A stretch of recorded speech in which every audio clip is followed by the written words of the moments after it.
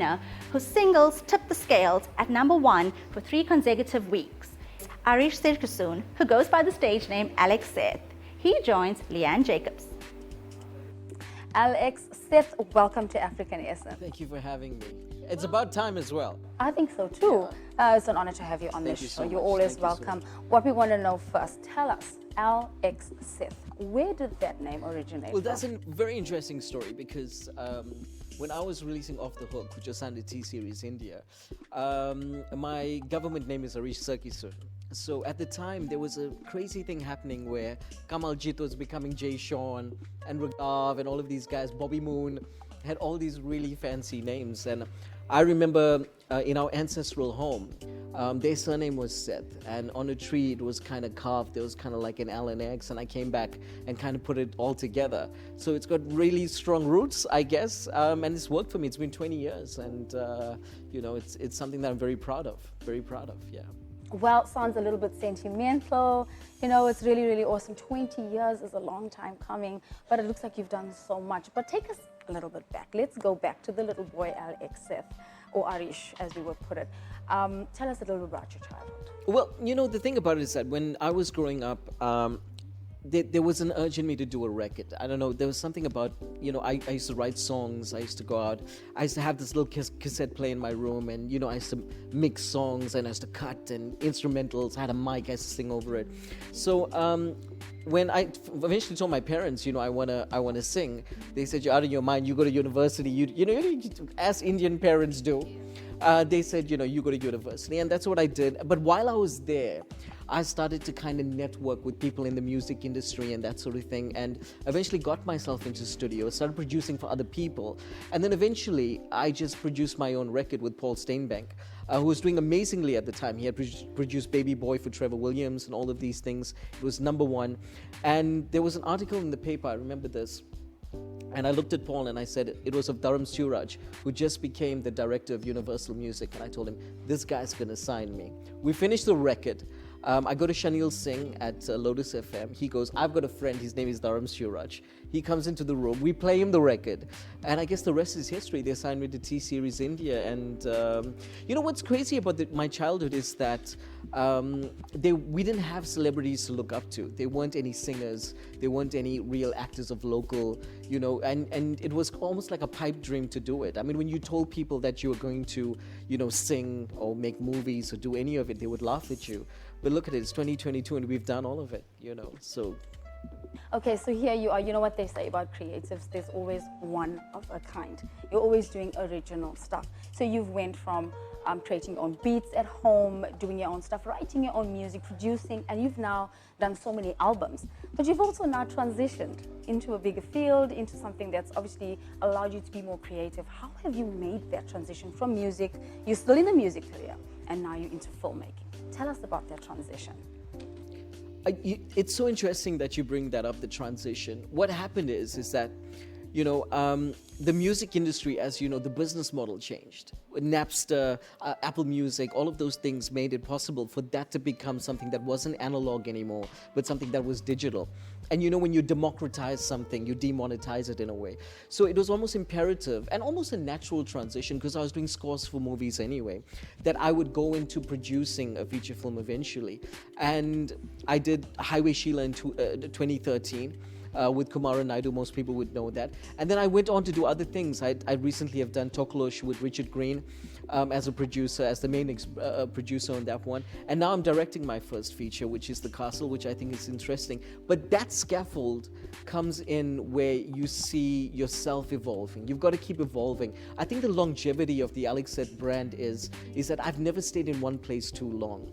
And I'm always trying to be a better version of myself. I wake up every day and say, what's the next step, And I think this new journey that I'm on in terms of producer, director, writer, in terms of the feature film industry is quite interesting. And I love doing it. And you're right, I'm still an artist. We still produce. I did a major track with DJ Avesh, which is a remix to Piano Fantasia, a few months back. And we thought we'd never get the rights. And we wrapped up that track literally 3 days. So yeah, it's fun to be a creative, and I think what inspires me is that we're going to leave a legacy for little Arishas or little LX Seths out there, who the industry is not what it needs to be, but I think if we keep hitting at it, we're going to carve something for them, and I think that's interesting. You mentioning evolving. You've evolved over these many years, and now you're even speaking about evolving into the future. Speaking of our next generation, and that's so awesome to see that you don't just think of the now. Yeah. You're a creative, you'll think of the future. How for you did you manage? You went from all of that, writing, producing, creating, directing, but also acting. I believe you also played a part in the new movie that you're just about to release. How was that for you? I think it's a bit rare that you get the directors actually also going in and actually playing a specific part. And then again, there has to be some sort of transition that's taking place emotionally, physically, mentally. Explain that to us. Well, I think what's great about that is that you don't trust anyone more than yourself to pull out something that you write sometimes. And in my movies, I feel like I kind of write the lead roles for myself, you know. It's not always the case, but if I can't find someone to fit it, I hold auditions and I can't find someone that fits that sort of vision that I've got in my head, I just do it myself, you know. And the way we shoot as independent filmmakers is we're not playing with huge budgets, you know.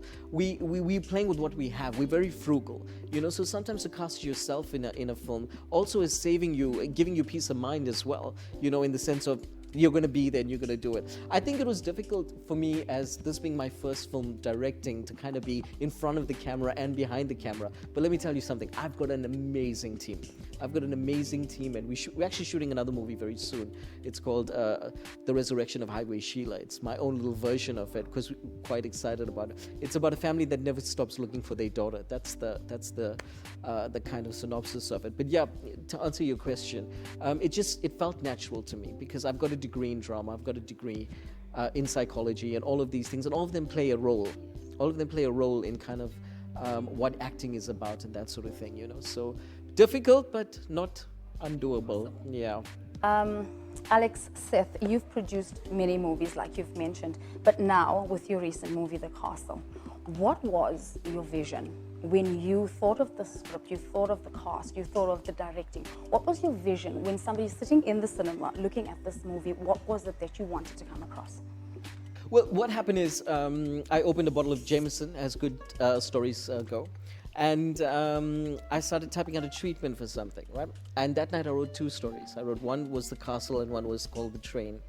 And The Castle was very ambitious, because at first I thought to myself, where am I going to find a castle here to shoot all of these things, you know, with a couple breaking down and then going to a castle and them discovering things about themselves that they didn't know. And on paper, the script was very ambitious. So I put it away. And I thought I was going to do something else. I was heading towards doing Love Is No Boundaries, which I'm still going to do. And then one day I got up and someone called me and said, what happened to The Castle? I read it and it was amazing. And I said, you know what, maybe I should take it out. And I shot 11 minutes of it. Just 11 minutes, that's all. I shot the opening scene. And I started to shop it around. And people were watching it and people were going, wow, did you shoot that here? And I said, yeah, I kind of shot that here. And then I showed it to Dr. Raj Singh, and he was like, this is something I never wanted to get to horror movies, but this seems like something I'd want to do. So he kind of jumped onto the project. And the script was already written, so he started making changes, and we started the synergy. We kind of got a really tight cast together, and we just went out and we just shot it. And let me tell you something about God for a second, if I can. He just makes things possible if you allow it to happen. Because when I looked at it on paper, it seemed really, really ambitious. But at the end of it, when I look at the final product, and I think I was having a conversation with you earlier, I saw it at New Metro last week for the first time on 5.1. Even I was jumping.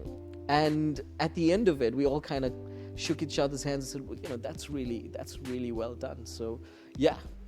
Well, it definitely sounds like an exciting movie. I'm sure the viewers are waiting for the premiere and obviously to go through and see it. But let's just get a little bit personal with you. Where is it that you find the inspiration, creativity, spontaneity, you know, to make all of this possible? I think my mind is quite eclectic. I think things that go on in it is very complex. It's a complex spider webs of neurons shooting creative things all over the place. I'm always thinking creative, in a creative manner. You know, it's one of those things that I've been blessed with. You know, so you know, you can't pull off something like this without having a team around you that's supported and scaffolded, you know. So, for example, I'll write something, right? I'll write a treatment, and then I'll bring someone in, and we'll kind of flesh out the script, you know. And then once I've got that done, then I'll bring someone else in. So, you know, it's about taking the ideas that are in your head. It all starts with a pen and a pad. You sit there with a pen and a pad, and sometimes if you write enough, it comes to life. It's a true story. You know, the universe, they say, if you speak it, it comes true.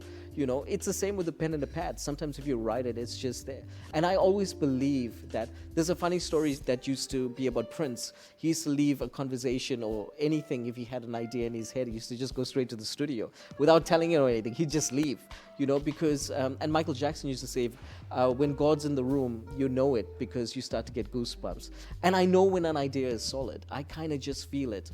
But in saying that, if you're doing a record, you may do 22 songs and only 9 appear on the album because that's the way it is, right? It's the same with movies. You may write 3 or 4 a year, and obviously you'd only do 1, but you're just in constant creative mode, and you got to just keep, it's cathartic in a way. You know, it's therapy in a way to be creative. And yeah, so it's just something it's innate. It's something that I'm born with. So that sounds arrogant, right? Like it's innate. No, not really. It actually sounds like some of us need those cogwheels to start going, you know. It actually sounds quite cool. So tell us, who is LX Seth when you're not writing, when you're not producing, or even when you're not acting?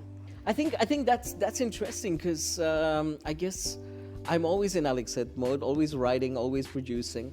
But if you're looking at Arish Sakisun, the everyday guy, I'm actually a true academic. I've got several degrees. For a long time, I was the head of a school at AFTA. I ran the business degree there. I converted it and ran it. Now it runs in most of the AFTA campuses around the country. So that's who I am. But now I'm a full-blown creative. All I do is movies. I've got a channel up called BAM, where we travel the country and we look for the most interesting places. We interview the most interesting people. I've got a talk show on that channel as well. So we've created a network on YouTube because I believe that that's the future of television. I believe that that's where it's heading to. And I think that people have jumped on that bandwagon a long time ago in the US and in developed countries because they had access to Wi-Fi and all of those things. And we're starting to have that now. We're starting to see that build. With Wi-Fi becoming more accessible to many people, I think YouTube, because of the desirability of it being free and you don't have to pay anything, I think more people are watching content on it, which I love. And I think that's the future. So I'm never quite not connected to the Matrix like that.